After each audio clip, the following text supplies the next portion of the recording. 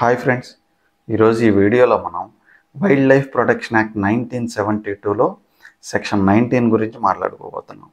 Section 19 collector to determine the rights అంటే government ఏదైనా ఒక ప్రదేశాన్ని వైల్డ్ లైఫ్ శాంక్చురీ కోసం డిక్లేర్ చేస్తూ సెక్షన్ 18 కింద ఏదైనా నోటిఫికేషన్ రిలీజ్ చేసినప్పుడు ఆ ప్రాంతంలో ఇమ్మీడియట్గా ఫర్దర్ యాక్షన్స్ తీసుకోవడానికి డిస్ట్రిక్ట్ కలెక్టర్ని నియమించబడతారు.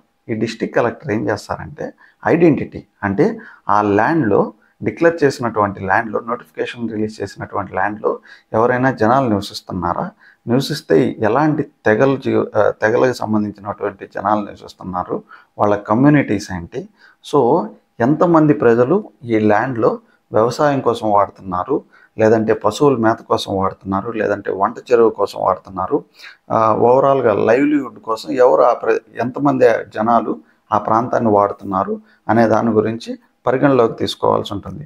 సింపుల్ ఎగ్జాంపుల్లో చెప్పాలంటే ఏదైనా ఒక ప్రదేశాన్ని గవర్నమెంట్ అనేది టైగర్ శాంక్చురీగా డిక్లేర్ చేసింది అనుకోండి, ఆ ప్రాంతంలో నివసించేటటువంటి జనాలు దేనికోసం ఆ ల్యాండ్ని వాడుతున్నారు, వాళ్ళ legal rights and legal status ఏంది ఆ ల్యాండ్ మీద అనే దాని గురించి పరిగణలోకి తీసుకోవాల్సి ఉంటుంది.